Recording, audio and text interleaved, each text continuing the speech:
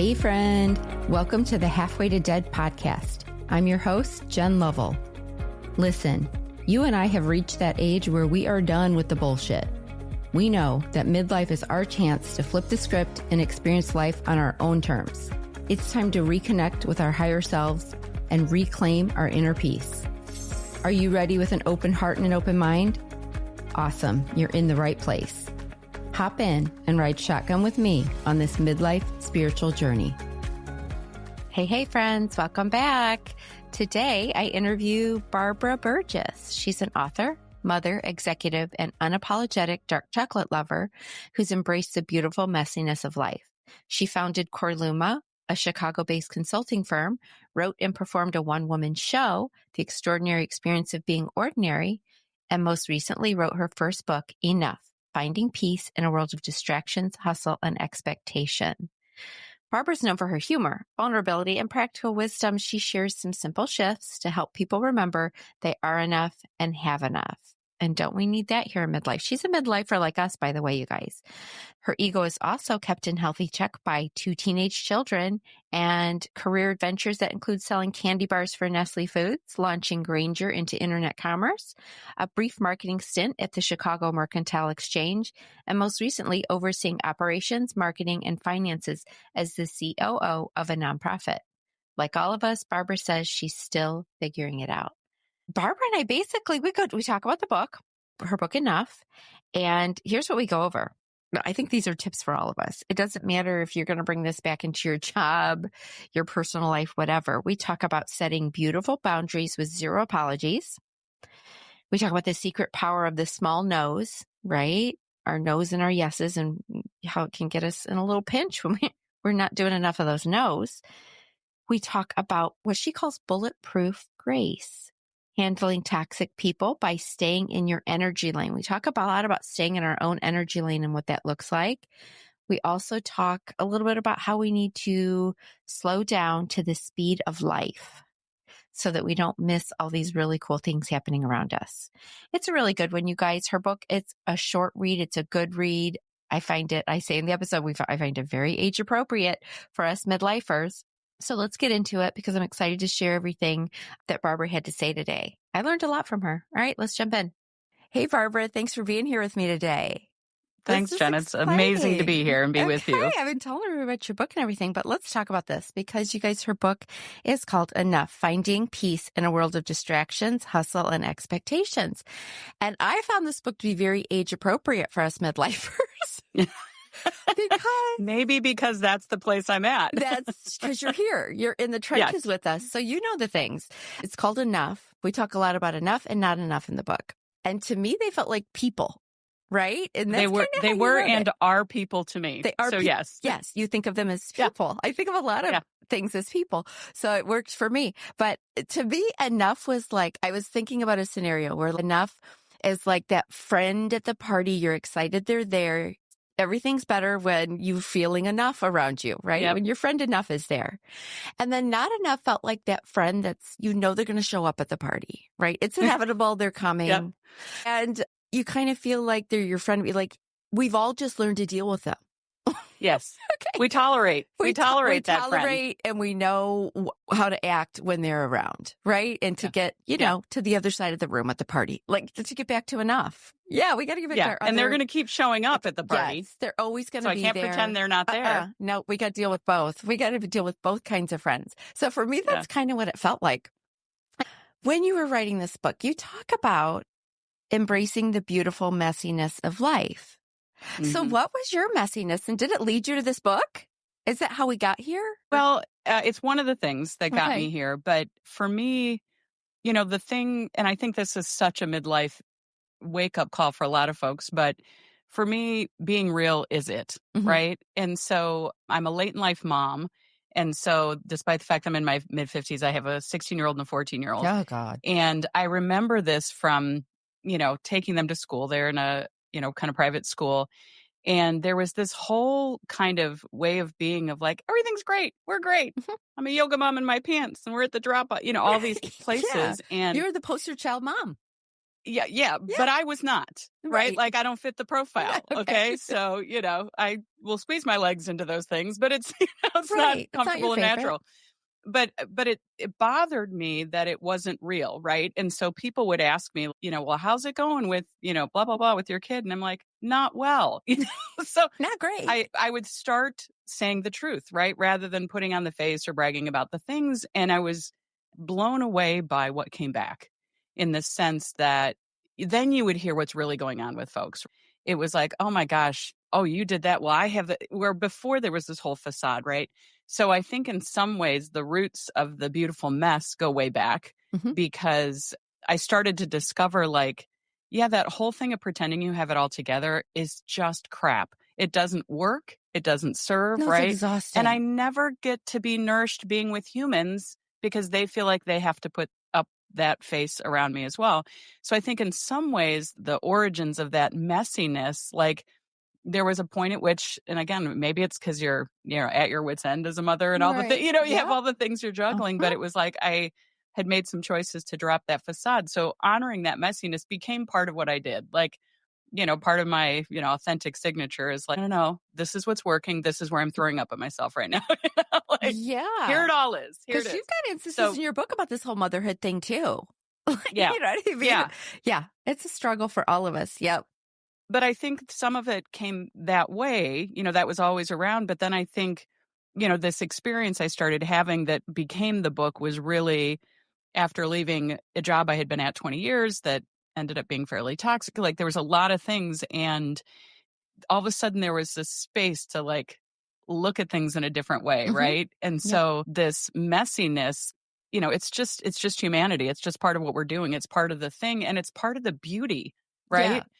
And so, recognizing, holy cow, I've just been racing through things with some pseudo sense of what it means to achieve, missing all the good stuff. Yeah. Okay. So what age were you when this kind of was like coming up really strong for you? What age was that? I would say the messiness, like embracing the messiness. So, I was probably mid 40s, mid to late 40s.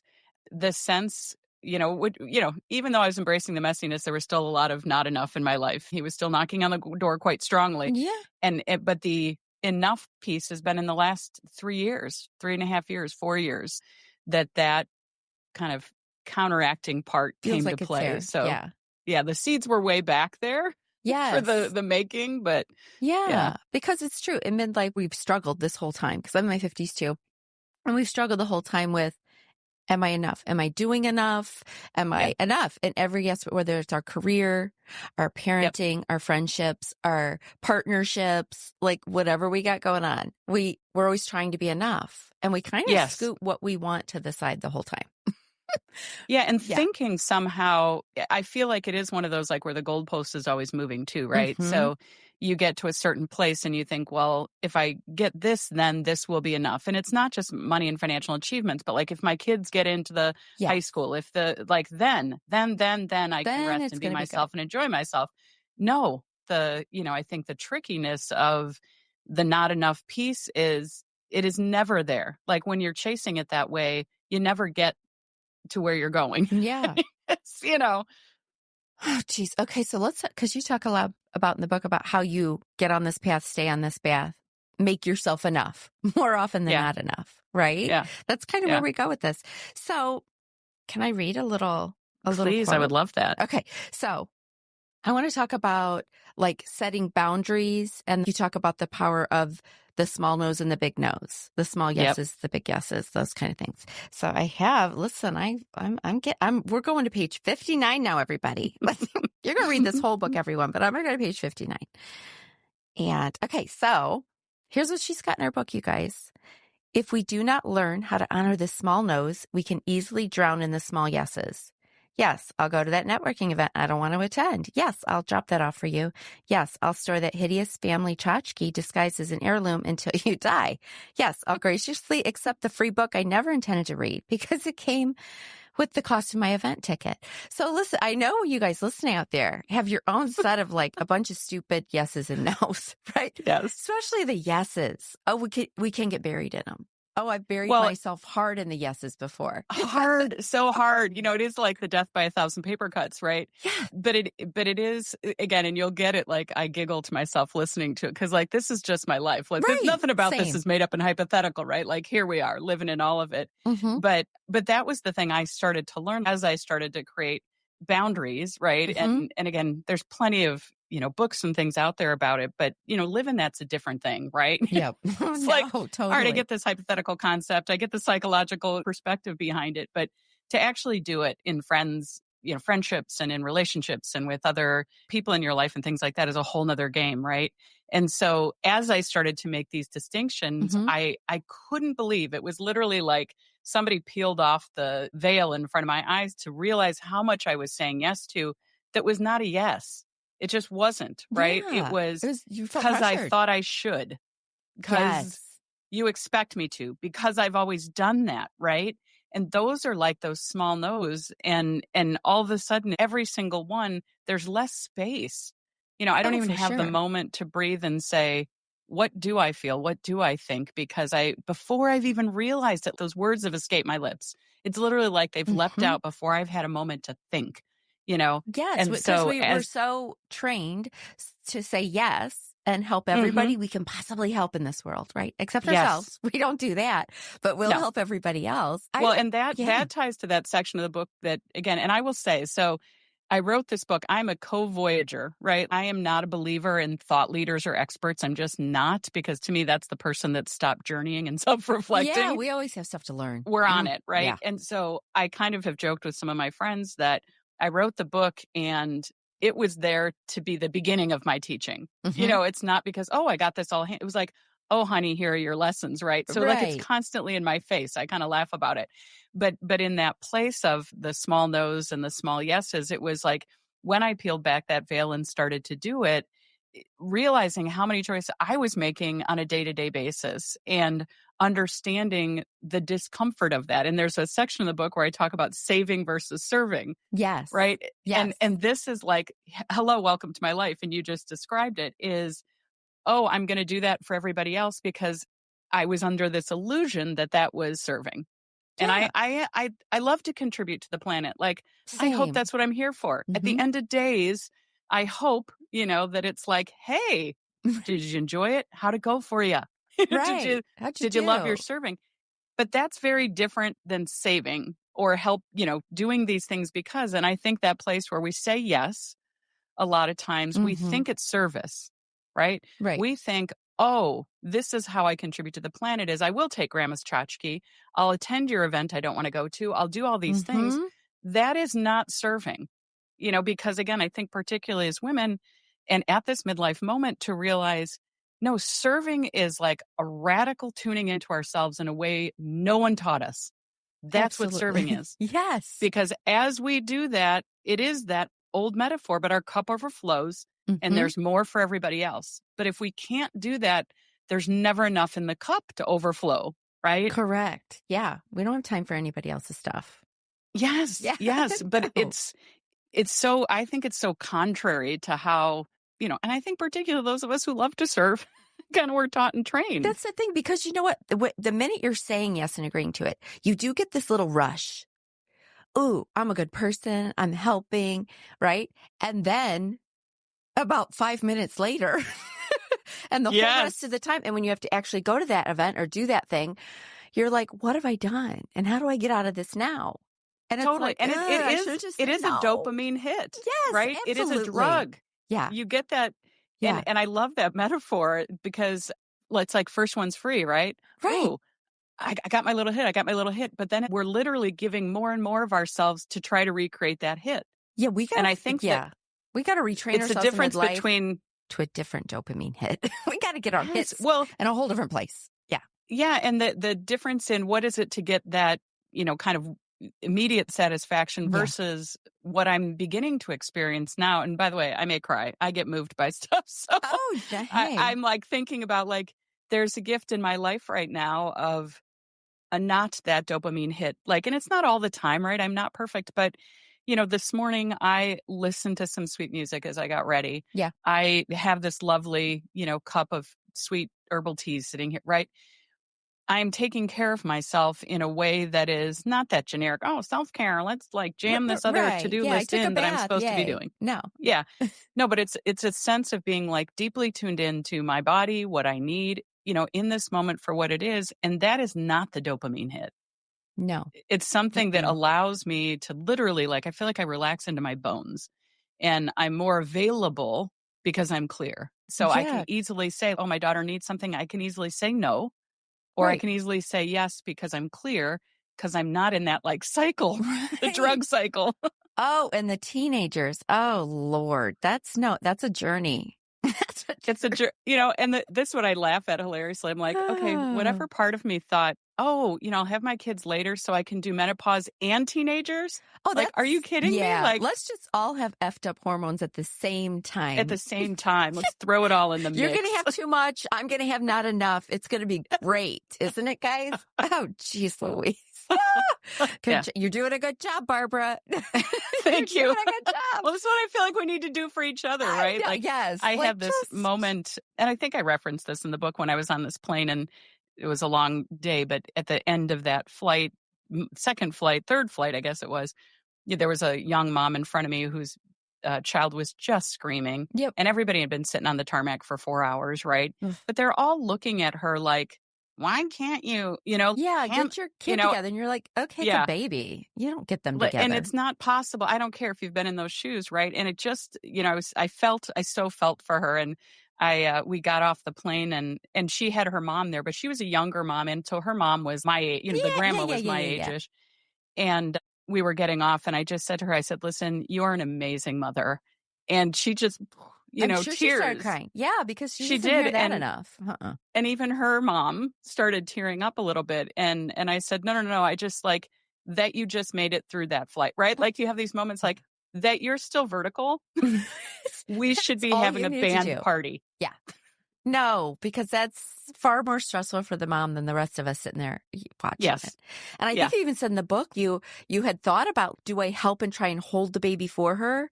But at that point, that's not going to help her either way because probably it's not going to work because you're a stranger. And also she's going to feel like everyone thinks she's inadequate. Yeah. Well, if it did work, she'd feel inadequate. And that's what I thought about. So you were stuck either way. Yeah, you're stuck. And so like to me in those moments, I just send energy and pray. I'm like, angels surround her, whatever she needs to do, like calm her system, because that's what I feel like the best I could do at that moment. Yeah. But I think to that point, and again, it's not even just, parents, but all of us, there's so much more that we're juggling than an outsider walking by can ever know. And I think that's part of our job is just to come from it, as we increasingly get in touch with our friend enough to understand, like, make space for other people too. Yes. We're just humans trying to do this thing and it's hard. I always say we got to give people a little more grace these days. Yes. Because we don't know what's going on with them. They don't know what's going on with us for the most part. Yeah. So are there small shifts or things we can do for the people listening right now who are like, yes, women, still yes, women, they're still committing to way too much. Are there little shifts and things we can do to make it easier to just realize that no is a complete sentence? Yeah. Well, to me, I think the biggest first thing is really just noticing, right? And that's where checking out, like, where am I doing the small yeses? Mm-hmm. Because otherwise, for me, it wasn't until I started writing about it that it became so obvious. Mm-hmm. And my number one thing has been tuning into my body. Okay. Yeah. And, I think sometimes we think, well, our bodies have to look a certain way, be a certain size, do it. Like, no. They are freaking wise instruments, right? Yeah. And it's not some, woo-woo generic thing. I just taught an emotional intelligence class last week. It was 2 full days online. And I always try to refresh myself on the research that's out there. Yeah. And so, like, you and I will know this innately, but the research shows that our body gets the signal on what's happening before our cognition does by 2 to 3 seconds, right? So that's going on. And there are certain research studies that are showing that the intelligence that we get from that body sensation is more accurate than what hits our head. Okay. So here we are, having been learned to tune into our heads and our logical thinking and all this kind of stuff when we have all literal data coming into our bodies that we have learned to ignore. I'm somebody that lived from the neck up for a good long time. For sure. And then once you get back in your body, you're like, all right, but how does this actually make me feel? Is that what Yes. you're saying? Here's what happened to me. This is still when I was yesing, but I was running a business, working full time, raising 3 children, husband, all the things, still making sure people had clean freaking clothes and food in their mouths. Just that alone is a full-time job. Yeah. Anyway, doing all that. And I had someone come to me. One of my kids was in theater and they said, will you design and help do all the sets? And we're not talking about a 3rd grade school play here. We're talking about a production. And I was like, sure, I will. Yes, I will. And that was probably the hardest 6 months of my life all of a sudden. I was like, what have I done? Because you assume all the other parents are going to get on board and help too. No, they're not. They learned how Equal to say distribution no. of labor. No. And I was so mad at those women back then. I was like, wait a minute. Why aren't you here painting this damn fence with me? No, because they had already learned to say no. I was the dumb one. Yes. In hindsight, I'm like, I was the one. I was looking around judging all the other parents like, where's your ass? We should be building this set for our kids. And they were like, no, that was your dumb yes. Like, what? We're not getting on board with that. We're not going to join you. No, we're not jumping onto that bandwagon. So I just had to bury myself and, not sleep for a while. But no, so these things get learned. But okay, so and to your point about that, what I'm curious about for myself, because again, I have, my equally dozens of stories about that as well. Oh, yeah. But I think back to it's creating a crack between that stimulus and response. It's literally, let me have one beat, one breath to actually consider. And that's, by the way, I always talk about with my coaching clients, pocket phrases. Imagine you have a phrase and you can just pull the paper out of your pocket that says, thanks for asking. Let me think about that. Right? Yes. That is I have we a need quick pocket response. Phrases. Yes. Yeah. Pocket phrases so that you can give yourself the permission to actually listen to yourself, including your body, and see if it's right. Because you wonder at that moment, if we could go back and we had you hooked up to all the machines and we could monitor, I wonder what your stomach did. I wonder what your heartbeat did. I wonder what, it all told me no, I'm sure of it.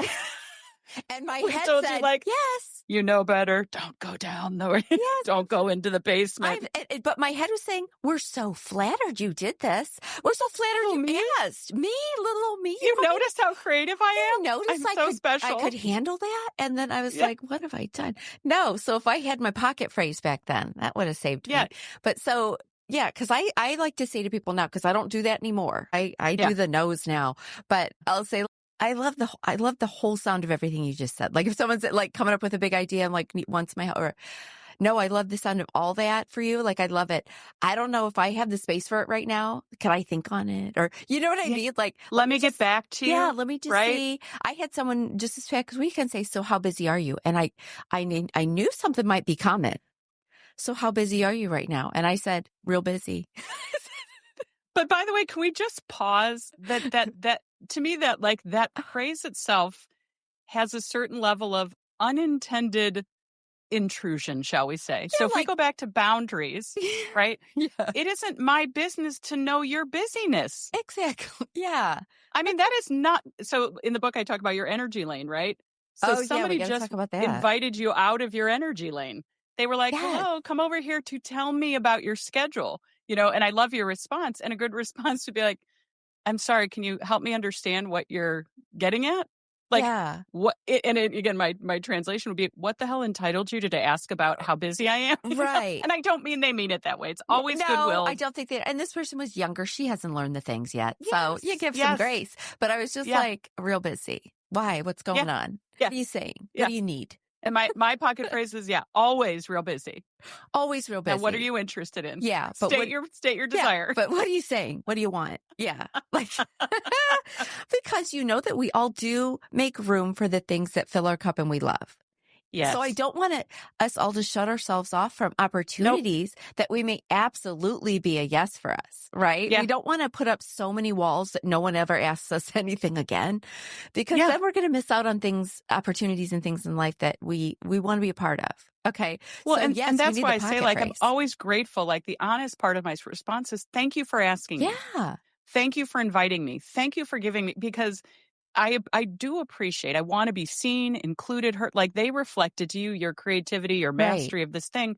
What a lovely thing to receive, to really have that reflection back, to acknowledge what a valuable leader you are, right? Yes. So we don't want to ever shut off those doors. And I still get to consider whether or not, given everything in my orbit at any moment in time, what's a right fit for right now, which could be different than tomorrow, which could be different than next week. Yeah. So it's always could be a pocket phrase to say something more like, thank you so much. Like that. That does sound like something really cool that I would like to do. I can't right now. I don't have the space for it. But like, I would love if you would think of me again. Right? Yes. Down the road. People that have invited me to things that I would love to go to, and it hasn't worked yet. Yeah. Right? Exactly. And so similar to that, it's like, please keep me on your invite list. If that's honest and authentic, then say it. If it's not, obviously don't. But if it is, well, sometimes it's like we're so afraid of saying not a fit for me. I had somebody who literally invited me to something, and there's a long history behind this, but they had said, hey, I know you said you don't want to do anything related to this particular area, but there's this event going on. It's slightly different, da, da, da, da. And I said, thanks so much for the nuance of that consideration. Nope, not a fit for me. Yeah, that's it. But it was one of those moments where it was an area that I've said, no, and, communicated and said, I'm not a fit for that group, those folks, what they're doing, but blah, blah, blah, blah. But to be able to reinforce where that line is, like, it's good to have that question, to have to sort that out. And I will say, like, as a woman of this age, I get to change my mind. Yeah, we do. Might be an event I want to go to tonight, and I said no this morning, and then all of a sudden midday I feel like going, like, I get to do that. No, I call that being unapologetically lazy. Sometimes. Because sometimes we're allowed to say yes to the event, and then the time comes and you're not in a good place. This is going to be a bad idea for everyone involved. You want to save yourself and others from your presence. And you're allowed to just unapologetically say, no, I'm staying home. Yeah. No, that's not for me now tonight. I know I said yes. I would love to see you guys, but just it's not happening today for me. Well, and that's the part with the zero apologies, right? Like, again, that's to me an increasing muscle over time, because it was, at the beginning when I first started, my small nose and my big nose, I had to have a good reason for everything. Yeah. And that's where even the reason of like, are you too busy to take this on? I may be not busy at all, but what I'm doing right now is laying around my house for a week. Yeah. Guess what? I'm going to binge watch a show this week. So you don't need to know why I'm busy. It's not your business. But yes, I am busy. But I am busy. With the quotes. I am busy. That's not your business. Okay. And when you're saying small nose and big nose, what feels like a small no versus a big no to you? Do you have an example? Yeah. I mean, for me, when I have established like, a boundary with someone and they cross it, that's a big no. I mean, there were times in my career, in my life, I put up with really toxic behavior, people who are verbally abusive, people who, really kind of intentionally stepped on my goodwill. I learned over time to like muster myself up to those big no's where I could almost be in that place of outrage, like, how dare you? Right.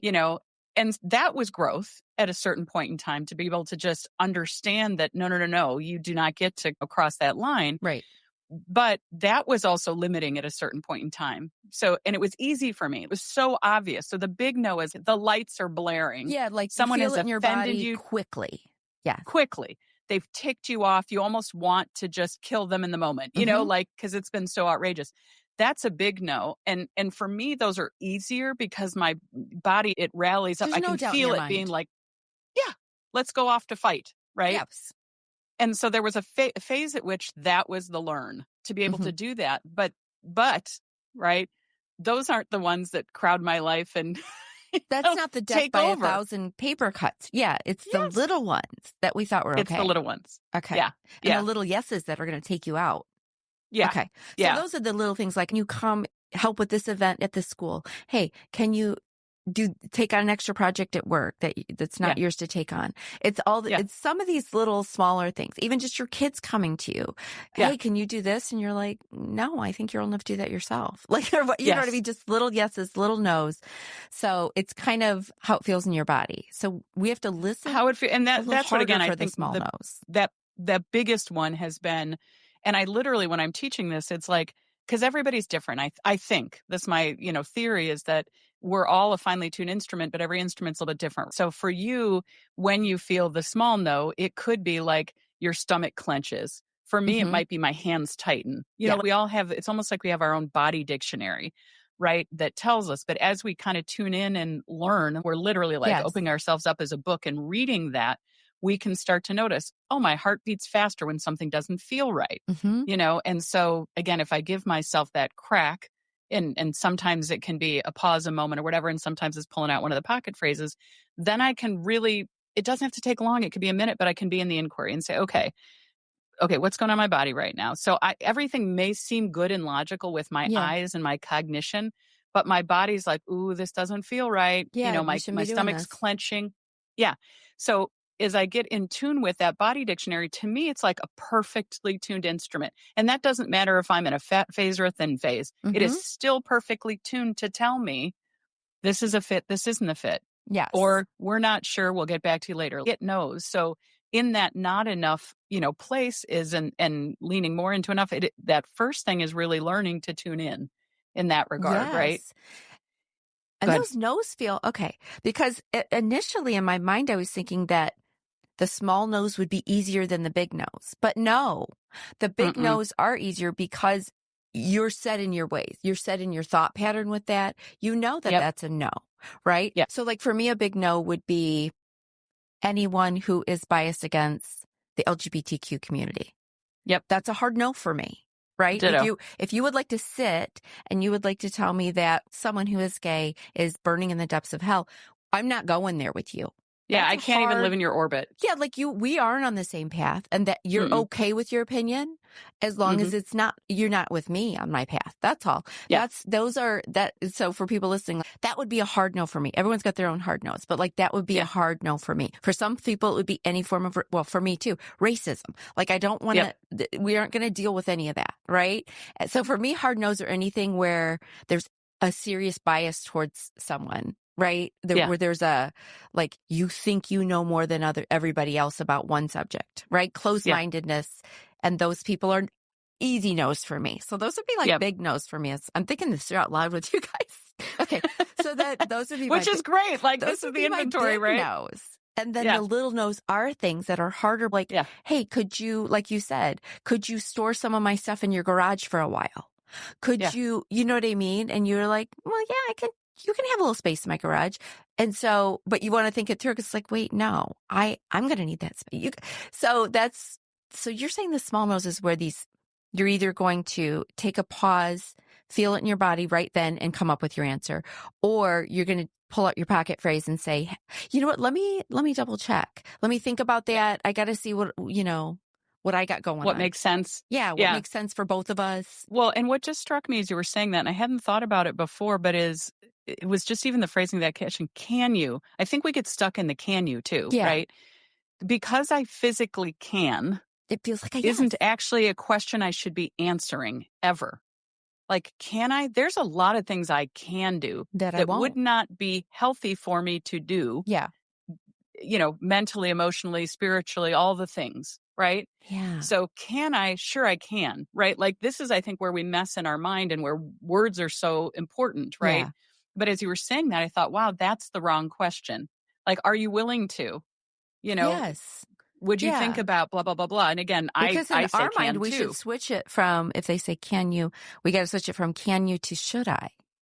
Like, or am I willing to? Yeah, am I willing to? Like, I can. Because I think know even I can. should, depending how you were raised, man. Like, I was raised Catholic. You got a lot of shoulds. Oh, so many that don't serve. Yeah, so many shoulds and have tos and permissions. Yes. So, yes. And that's the thing. A lot of us by midlife, we were raised in a certain dogma, right? A certain religion or belief system or whatever. So we get to the point now where like, I got to unwind this and feel what feels true to me. What part, I don't have to throw out the baby with the bathwater necessarily, because some of these things I've learned and lived feel true and I want to continue with them.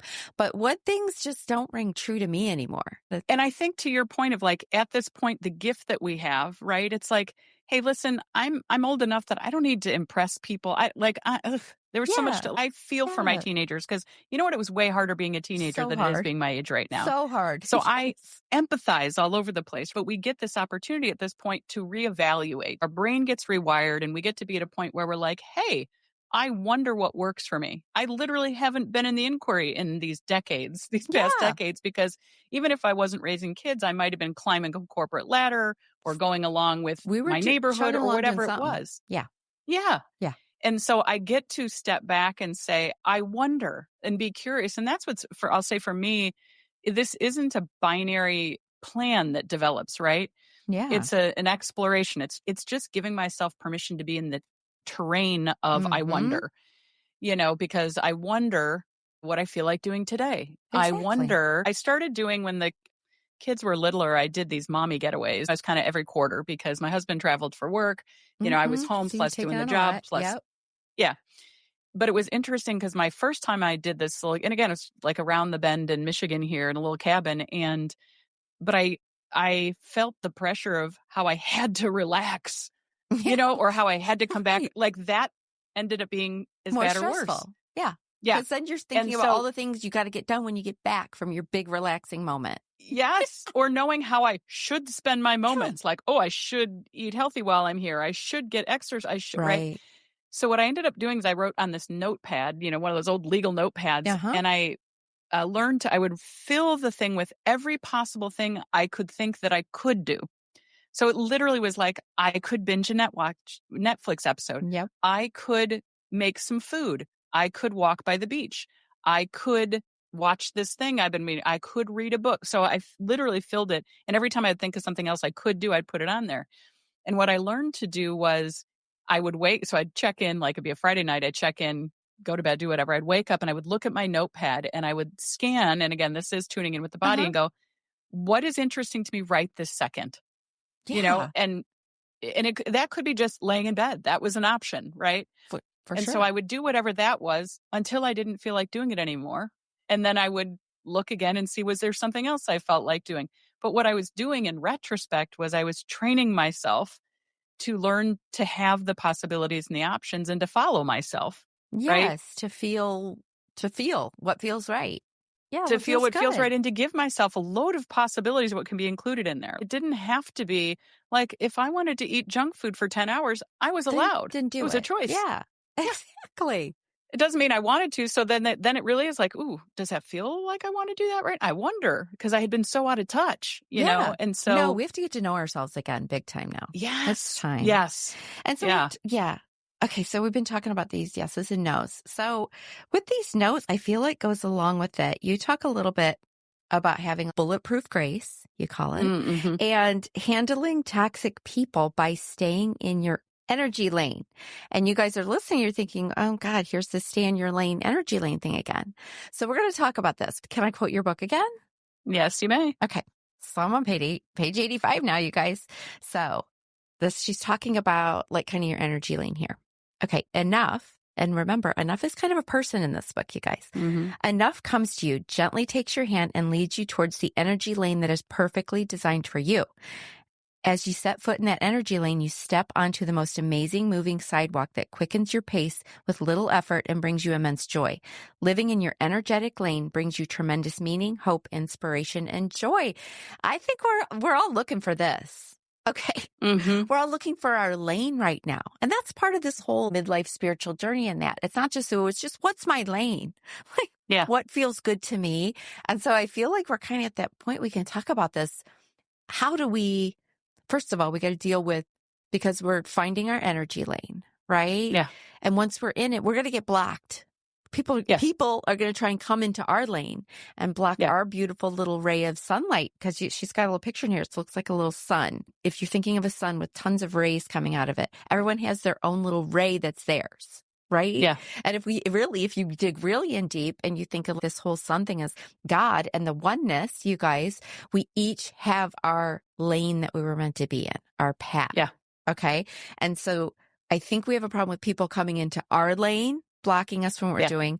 And also sometimes we switch lanes when we shouldn't have. We got to mind our own lane. I'm like, all right, Barbara, let's hear it. Well, how are we going to do all and that? I just I'm going to start where you ended, which is, this is how, because again, this is a podcast, we can talk about spirituality and all the things, right? Yeah. So to me, that is like God, love, however you want to describe it. There's plenty of all kinds of names. ancient religions that talk about the oneness. Yep. And that's, people talk about an ocean and waves, but imagine that we are all part of that energetic glow, right? But it doesn't mean we don't have different expressions. So again, that particular ray versus this ray, we're shooting out from that source in a variety of different, ways. My original kind of thing with this was realizing how much I stepped out of my lane. So we'll talk about both. But I would look over and see somebody else and what they're doing and what I should do, going back to the shoulds, and think, oh my gosh, I have to blip, blip, blip, blip, blip.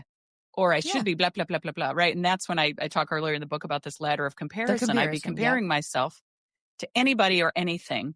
And that would pull me right outside my energy lane. And when we get outside of our energy lane, like I'm sitting here talking to Jen, Jen has a magnificent presence about her. If all of a sudden I left this call and said, oh my gosh, and, not that I haven't had this thought, look at that cute background. She has sound baffles, but they're also like attractively designed. There's a gorgeous plant. Things through. Yeah. Oh my, I should do that for my, like this is right. But if I stepped, outside and was like, oh my gosh, this is what I need to be doing, I've left my energy lane. Yes. And the reality is, again, in that moving sidewalk kind of visual, Jen is in front of me in her energy lane. I can never pass Jen. So this idea that, I'm going to join her in her lane or no. Like she's meant to do her Jenness to the ultimate degree. And once I start trying to do it, I'm never going to explore. I can never move fast on that sidewalk. I'm always behind her. Right. So that's the temptation I get often. It gets me in trouble. It's like, we all do. Hey, look over here. Isn't this cuter, better, neater, blah, blah, blah, I like right? That. Oh, she looks so cute with that hairdo or it could be anything. Very superficial to like very deep. We're looking. Yes. Yep. Both.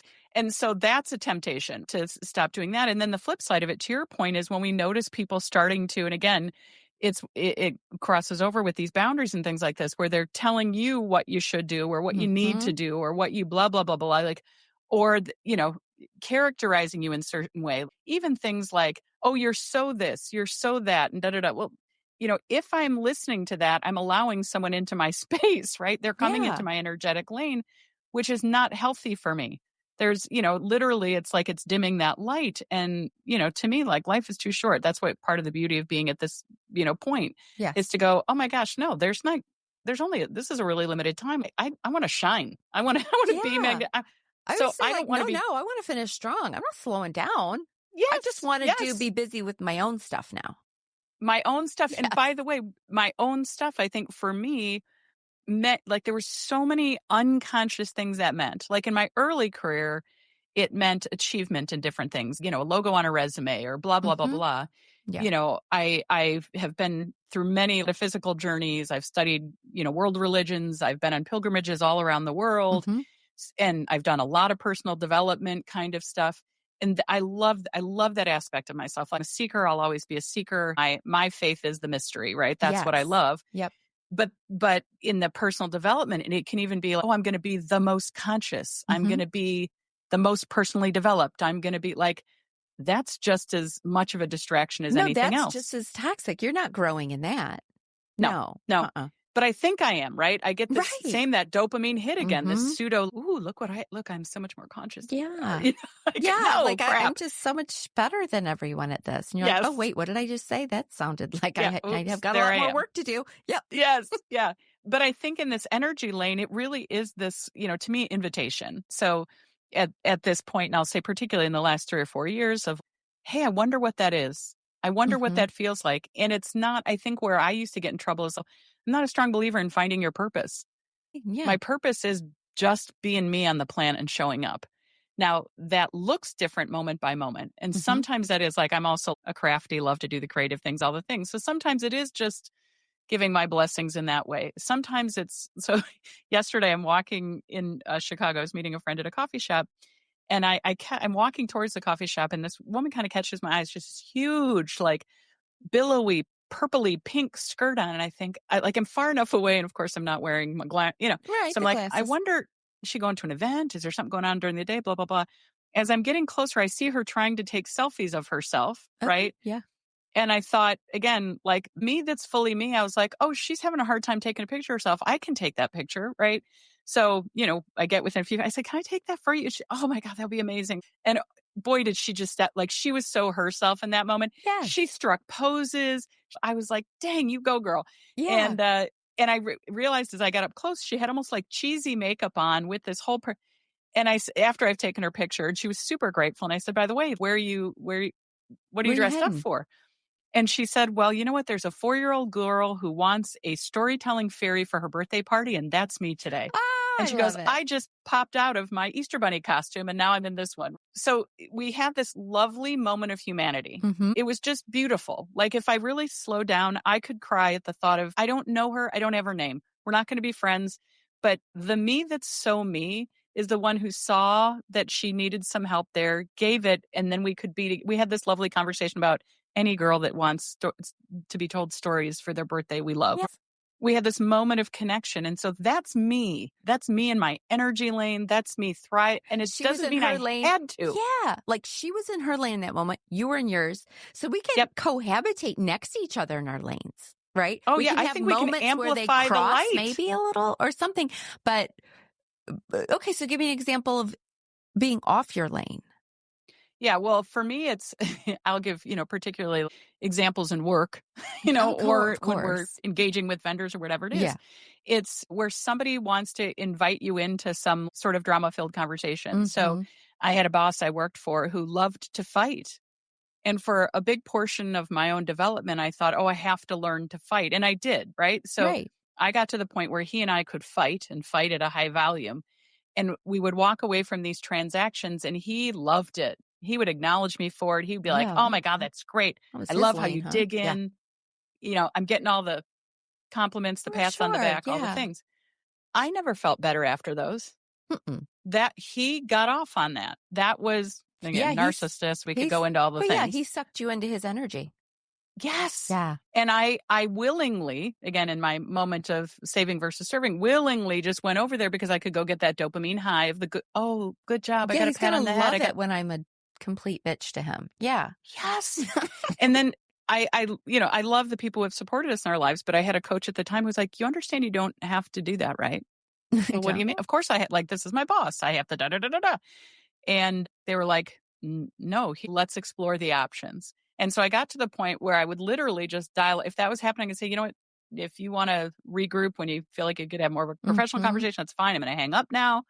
When I started to make those decisions, right? So that was me getting out of my energy lane and also not taking care of myself. He loved that. So he made the glowing invitation, but I let myself be sucked in.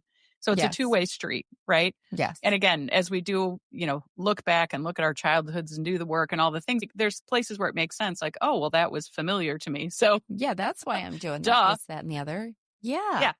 But that was me getting sucked into that energy lane that was not mine. But it was literally like, I think of it sometimes, particularly when I'm working with clients, like you can almost see them dangling the bait and you can't wait to get over there. Yeah. It's like, oh, and it's kind of, even almost see with the like, oh, I felt so important because they da-da-da. Like, well, there was a little bait dangling. It doesn't have to be ill-willed. It was just like, some of it feels like it turns into muscle memory. Like, when that person does that, I do this. Yes. Right? Yes. Even though I don't want to it's do the it. Pavlov dog. Yes. It's like, but this is what we do. So these feel like the toxic people you're talking about, some of them. So how do we break that? How do we? Well, I'm going to go back to, I'll tie it into another concept in a moment of the bulletproof grace, because you mentioned that. But we notice it first. Right. Yes. So like a big part of it, I think about all these interlocking skills building together. Right. So as I tune into my body, I can notice, wow, this doesn't feel good. I can begin to be aware of my small nose and my big nose. And what am I saying yes to? My small yeses, my big yeses. What am I saying yes to? And so then there becomes this kind of good cognitive dissonance, a really healthy one. Like, wait, I'm saying yes, but my body's saying, you can start to sort those pieces out. So I think noticing is the big thing. But then I think there's a real strong skill, because I'm a pragmatist too. I'm not like, I'd love to be floating around with, energetic beings all in the rainbow happy. Don't get me wrong. But so far, when I walk out there, that's not what I see all the time. No. So given that people are going to do what they do and they're on their journey, and I have no idea what their journey is, it goes back to these having responses that work for me so that I don't take the bait. Right? Exactly. And so it is like, it's noticing it, but it is giving myself permission to take whatever time I need to notice it or to change my mind. Let's say, I had gotten in 2 fights and I was like, oh, shoot, there I was again. Right. So that's fine. On the third one, I can notice and decline. I can come up with the possible responses, which again, was what, my coach at the time helped me do, that I, can help other folks do as well. But it's like, what are the responses? And this goes back to that bulletproof grace moment,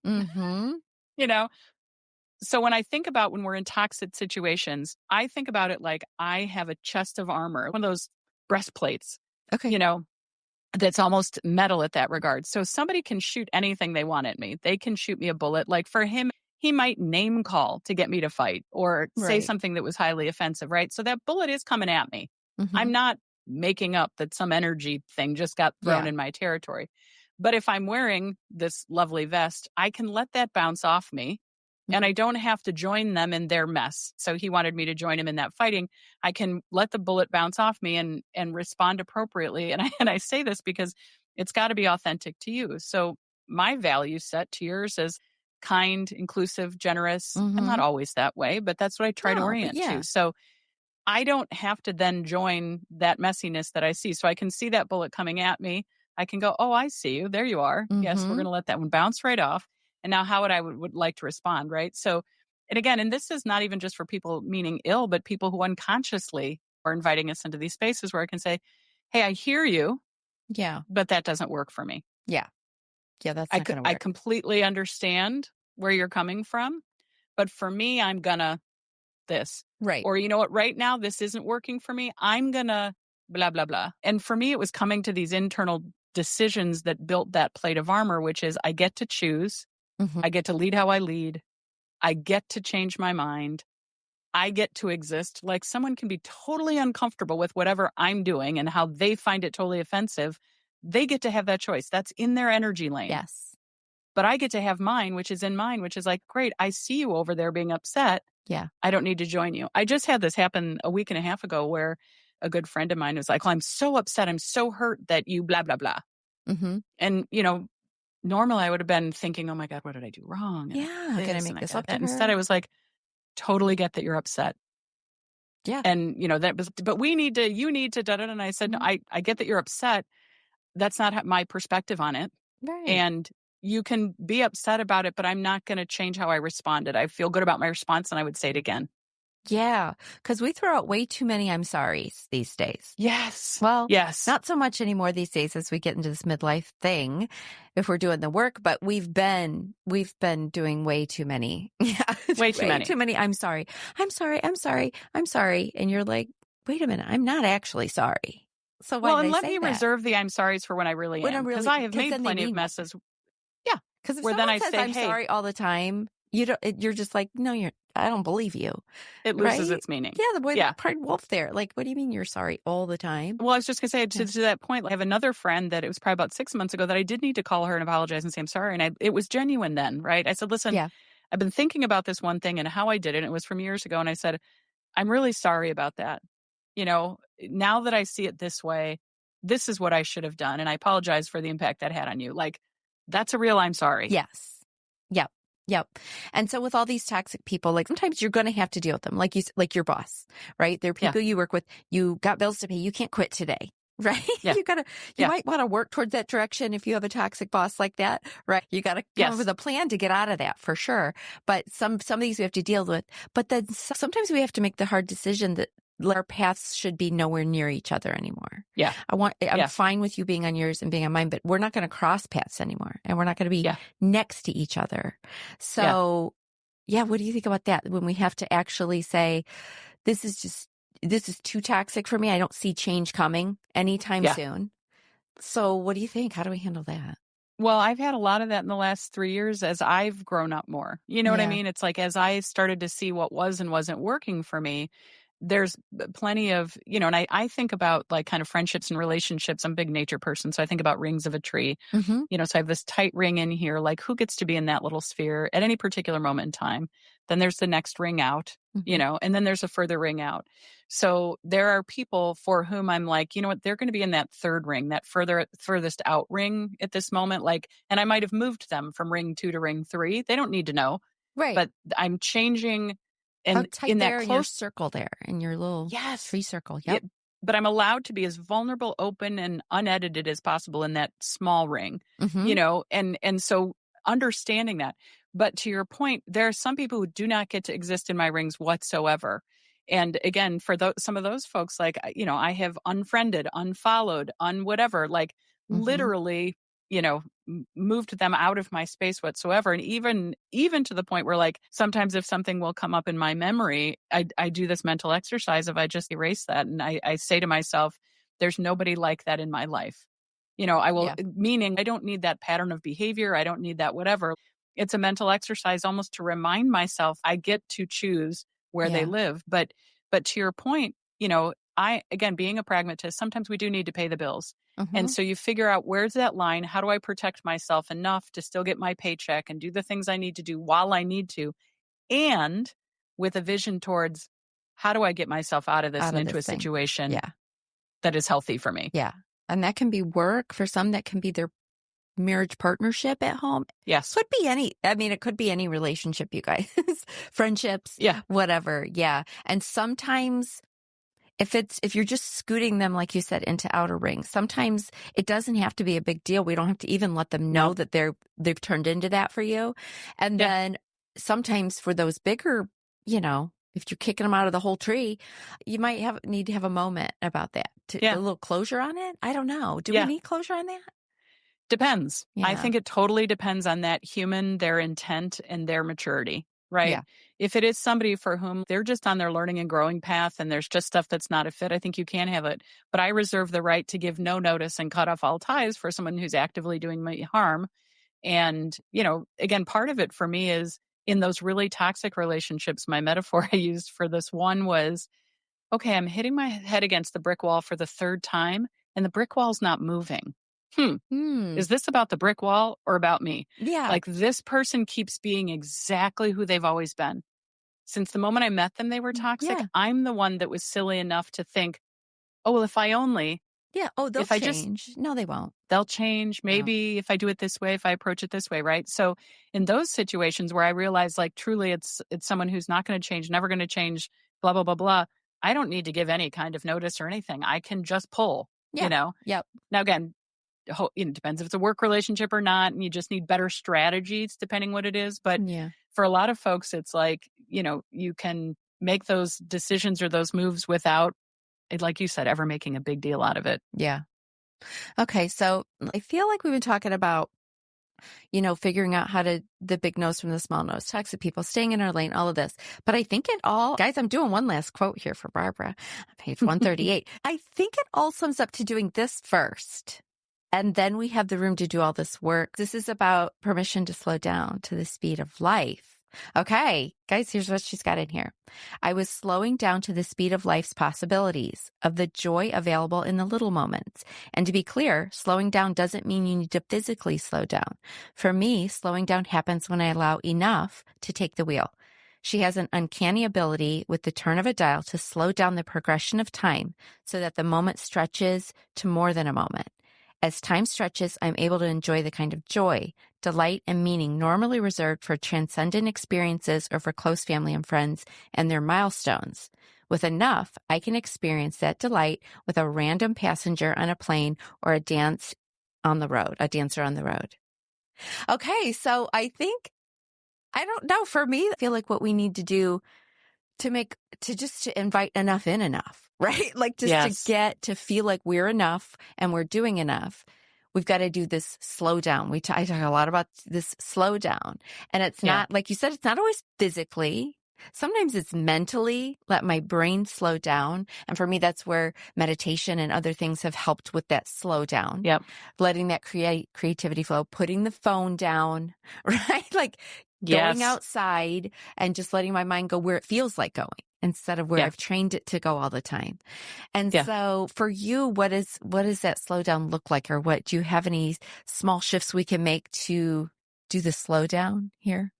Well, it's interesting because sometimes when I'm working with people, one of the things I have them do when they're in these moments of making shifts is I'll ask them to list it, like, what are all the things that you enjoy? What are all, and again, no editing, no whatever, like it could be a big list of stuff, right? Yeah. And a lot of times we've almost locked away in these old caverns some of the things that, like, I don't do it I'm not professional at what, right? It's like there are so many little joy possibilities. And so, one of the examples I had said in the book is, like, as I was making these bigger breaks in my life, it was literally like there were cracks in the pavement where we've all seen this. We're walking down the street and there's a little, tree, a little weed, a little something growing in that crack. But that's life growing amidst what had been concrete. And so it is finding all of these little things and just trying them out and giving ourselves permission. So for me personally, nature is huge. So, even as we sit here, I have a plant right here. I have a tree that's budding outside my window. Like I have another tree right next to it that's right outside my bathroom window. It may seem silly to somebody else, but when I'm there, I talk to my tree. I'm like, oh my gosh, look at you. Barbara. Yes. I have names for all the wildlife in my yard. I agree. Yep. But it brings, that tree and I have a relationship, right? It brings it. So for me, nature is a huge one. But it is also like this, sometimes as much as I'm kind of an introvert at times, even though I love public speaking and all the things, I can find these Zen moments in the midst of a load of people. And that when I was walking to that coffee shop, that was that moment with the woman with the dress. Yeah. That was an enough moment. Like my heart afterward felt so swelled in the best way. And it was, when we talk about those rays of light, I do believe we can, again, as ours is expanding, it's almost, you think about the sun, they aren't distinct rays anymore, right? Yeah. We are amplifying each other. So we had that moment. What I needed to do is just be with myself. And it seems small, but it's the small thing. So I had been walking from the car and I realized, hey, I'm in no rush. I'm early to meet this person I'm meeting. I'm going to walk slowly and I'm going to look at the humans around me. And I did. If I had been rushing and blah, blah, blah, I might not have seen her, right? But it didn't take long. It was actually taking the risk to step outside myself at that moment and risk, quote unquote, the contact with another human. But to me, and you named some already, but like reading, meditation, nature, creativity, all of those kinds of things during this three-year period of time, I found myself with a big, thick, black Sharpie marker, one of the really thick ones. Yep. And I was drawing. So I have all of these, like, I can't tell, I've got 50 of them drawings of these black shapes on white paper. I don't know what they're for. I have no, I made myself my own card deck. And so there's some in there, some of the shapes on there. But to give myself permission to do that for absolutely no reason. Yeah. Like, I don't have to be selling art. I don't have to be good at it. I don't have to be anything to allow myself that moment of letting myself do it. Right. So I think there's a lot of things like that are truly in those micro moment cracks that we just aren't used to paying attention to. Even in my office I'm sitting in right now, there's a blanket that I love the texture of, and some days I just feel like sticking that on my lap while I'm coaching clients. And I do, right? It's these sensorial things. It's all that kind of stuff. I have to have a good fuzzy blanket everywhere I go. Like I travel. Yeah. I'm not sleeping in that hotel bed with just those crusty sheets. I'm going to need my fuzzy blanket. Yeah. It comes everywhere with me. But I think it's such a partnership, right? Because I think if you had told me all this before, I probably would have frickin' rolled my eyes, right? Like, I'm a busy CEO. I've got this going on. Da-da-da-da. I'm trying to raise kids. I got no, great. Right. Oh, I'm going to go journal and da-da-da. It is a partnership in the sense of I have to pause enough. I have to have enough of those little moments of like, hey, for these 5 minutes, I'm going to do nothing. I'm back reading physical books again. I haven't in a long time. I listen on audio. And the other day I had 20 minutes between clients and I literally sat and opened up a physical book. I knew there were a ton of emails I could do, expenses I had to do, all the things. And I was like, you know what, in this one moment, I'm going to just let myself have this crack, right? But I had historically made up later. There's no time for that, right? But I have found that the more I do think it's a muscle you build. The more I do that, the more that, again, I don't have to physically slow down. I see the opportunities. I almost feel them coming to me before they do. Yeah. That's that, dance around the road. Like we're on this trip with women and this construction worker is just boogieing his butt off on the road. Yeah. And normally it would have been like, oh my God, what's going on with that guy? And instead it was like, we savored it. We danced along. Like it's taking. It is really just all the little moments make up your whole life. Yeah. Well, and we were coming back from an overseas trip last November. And this woman who was the passport person, like my family had to go through, I was doing the global entry interview thing. And so I was going to catch up with them later. But they had the customs form. So he had this conversation. My husband texted me. He's like, go through. Well, I get to this line where I'm supposed to go through. There's two women. I'm like, which one am I supposed to talk to? But I luckily picked the right one. And she was freaking amazing. We're talking 10 seconds of our life together, right? Yeah. But I'm walking through and I said, hey, my husband. She goes, are you Barbara? And I said, well, yes, I am. And she's like, good to meet you, Barbara. I have met your husband and your kids, and they've already gone through, and you are good, girl. You just you're like, oh, thank you. thank you. Like, she was in it, right? She was in that moment. I always And then, love someone who's enjoying their job a little bit.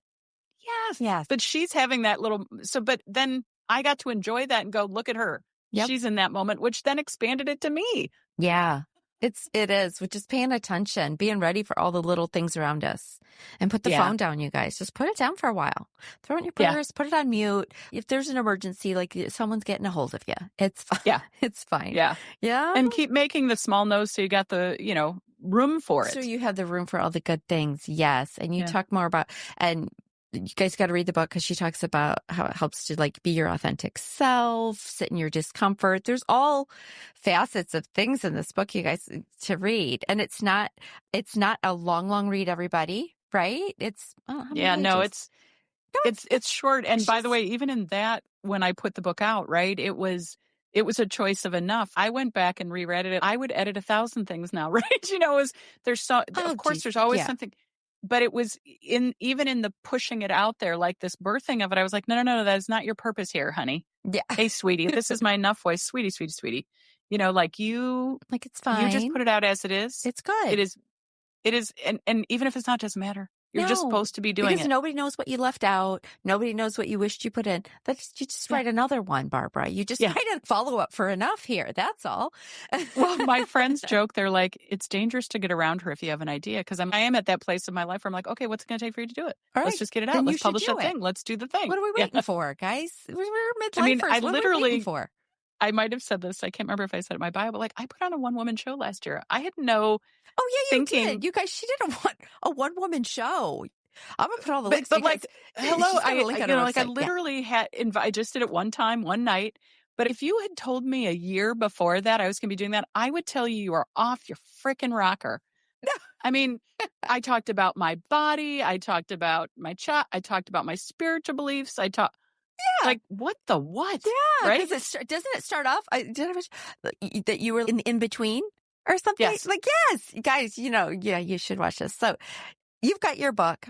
You've got stuff online. Your full gig is you've got your home consulting business, right? And I've got all her links in the show notes, and coaching, you guys. and training and speaking and all the things. All the things. She's a businesswoman, guys. She knows what's going on out there. So I don't know. Maybe you're feeling like you need a coach or something. Anyway, look into all her stuff, you guys. I got it all in the show notes. And this book is a quick read, but it's a good read because you don't have, like I said, age appropriate for us midlifers because we're at the point where we're like, well, both terms of enough. I am enough, and also I've had enough. Yes. Well, somebody asked me about that. They're like, because there are a lot of books that are enough, all capitals, and like done with that. And somebody had asked me about that, and I said, listen, when you start to live with this tension of enough and not enough, enough means both. Yeah, it right? does. Enough is like I am enough in myself to also be. That's enough. And be able to say that's enough because I'm working on my nose. Yeah. My boundaries and all of my lanes, staying in our lane. Oh Lord, stay in your lane, you guys. That's a big takeaway. Stay in your own energy lane. It won't be good for you and it's not good for them to leave our own little lanes. And we got to do the work to figure out how to stay in our lane, basically. Yeah. Yeah. And feel in our bodies.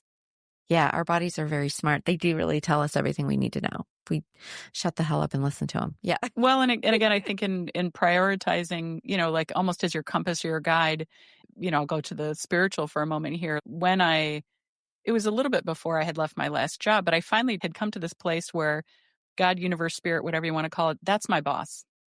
There's no one that can supersede that bossness. So, if that's, core love in the way that we would talk about whatever it is, when that's the driving force, kind of everything else that feels important becomes a little distracting. Yeah. And it doesn't mean from a church going perspective or whatever it is. It just means, I'm going to be guided on the things that I sense at any moment in time that most matter to me. Yes. And I'm going to have a faith and a trust that things will work out as they need to. And when I catch myself, orienting in any other direction, I'm going to notice. And I'm going to work to get back in my energy lane. Yeah. Because when you have that connection with, like you said, God, source, whatever you call it. I just call it God. But when you have that connection, you're actually connected to yourself better because you have a piece of God in you. You are part of the oneness. And it also helps you look at others differently because you're like, they're in their oneness. I'm not going to worry or judge or try and change them because they're in their oneness. They're doing their thing with God, right? That's between those two. Well, and to your point, so much of my, I think, early life was trying to change them. Like, what? Why did I ever think that was my job? No, I'm firm in the belief that we can only change ourselves and no one else. Yeah. Because you're going to work real hard changing others, and all you're going to do is screw yourself up. Yeah.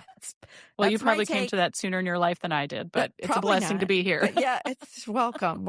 Everyone join in. We're welcome you into the club today. Oh gosh. Well, okay. Listen, you guys, I can't keep Barbara all day, and I can't keep you guys all day, right? You're like, we can't do a 12-hour episode, Jen. So we're going to have to let Barbara go for the day. She's a busy woman, but so many things I still have in my brain. So maybe we might have to do a follow-up at some point, Barbara, and talk on some of this again. Because I haven't even heard anything about all my favorite things to hear about, which is all your metaphysical journeys and all the things you've learned spiritually. What the heck, girl? Like, I got to hear all of that. And well, maybe we do that as our part two, because that is a place I love to live in. No, we need to live in that spot. I feel like we got a lot of great stuff for us to start living in our enough and all of this good stuff. But before we got the chance to have this beautiful moment and talk, of course, I was back, binging your past podcast episodes, but listening to the psychic that you had on and all that kind of stuff. I'm like, oh my gosh, there's so many wormholes we could go down on this one that would be delightful. So yeah. I've been blessed to have a lot of beautiful experiences in my life in that regard. And, at the end of the day, yes, I do business. And to me, business is an excuse to bounce up against other humans. And at the end of the day, like, have some core contribution. I don't care what form it takes, No. But it is a spirit path to me. It is an angel path to me. Mm-hmm. It is it's the physical world excuse we use to interact. Because you said you've gone on some out of country pilgrimage. I've been to Tibet and China and northern India and southern India and what's happening? There's a whole nother book, right? Right there, Barbara. I probably need you to get writing on that. But no, you need to. I got to hear all about all this. Okay, so now I'm going to be sending her another link to schedule because we got to go over all of that, you guys. Don't you worry. We're getting Barbara back. But thank you so much for going over this book and all of these great tips, because I think we can all do it, whether it's in our corporate life, our personal life, whatever we got going on. These are all really good tips. I think we're all working on it at this age. We just are. Yes, and if you're younger, for sure. If you're one of my younger listeners right now, the earlier you can start this stuff, you're going to be way ahead of the game. Right? Here. Way ahead of the game. And by the way, for those listening, if you're a Jen follower on this podcast, you are sensing that enough because that's what you represent. That was what was so fascinating reading all these different pieces. And I agree with you. Anyone, however you're starting to tune in, like this is the guise of the midlife moment, but all it is us being allowed, feeling entitled enough to share the wisdom that's always there. That's been and there. For, the younger people, please don't wait till you're our age to start learning some of this stuff. Get on it right now. Yes. And you're going to be way wiser than me when you're in your 50s if you get on it now. Here. That's true. All right, guys. And if you're way older than me, hey, it's never too late. Still do whatever the hell you want. Yes. It is not too late to start your nose either. I don't care how old you are. You say no. Yeah. You say no to the stuff. All right. Well, thank you, Barbara. This has been amazing. You guys, everything's in the show links so you can get your hands on this book. Amazon, Barnes & Noble. You can get it on, through Kindle Reader or as a, hardcover or softcover. So all the channels. All the options are there and the audios are coming. But like I said, it's not a hard read. So you don't have to be intimidated like it's going to be this big, complicated book. It's not, because mine's full of tabs and outlines already. That's why I still get physical books a lot, because I love the old school highlighting and underlining. I do the same. I'll listen to some audiobooks and then order the hard copy so that I can mark it up. Just to mark it up and keep it. I'll be like, I don't want just the audio. Yeah. Okay. All right. Thank you so much. Very appreciate it. Such a blessing to be here. No, I appreciate it so much. All right. Well, you guys, don't worry. There's going to be a part 2. We're going to hear all about these journeys to all of these places she's been and all the spiritual things that have led her to where she is too. Yeah, we're going to do it. All right. Thanks, Barbara. Thank you. Listen, I know your time is valuable. And right now I'm feeling super grateful and totally humbled that you chose to hang out with me today. If this podcast resonates with you, could you do me a solid and hit that subscribe or follow button? That's going to help you out because you're never going to miss an episode. And it helps me out because you're never going to miss an episode. And if you have like 30 seconds more, could you leave a 5-star rating and maybe leave a kick-ass review? Thank you so much, and I can't wait to continue our journey on the next episode. Oh, and I can't forget the fine print. You know, the legal jargon. This podcast is presented solely for educational and entertainment purposes. We're just two friends on this journey together, and this podcast is not intended as a substitute for the advice of a physician, professional coach, psychotherapist, or any other qualified professional. You get it. See you next time.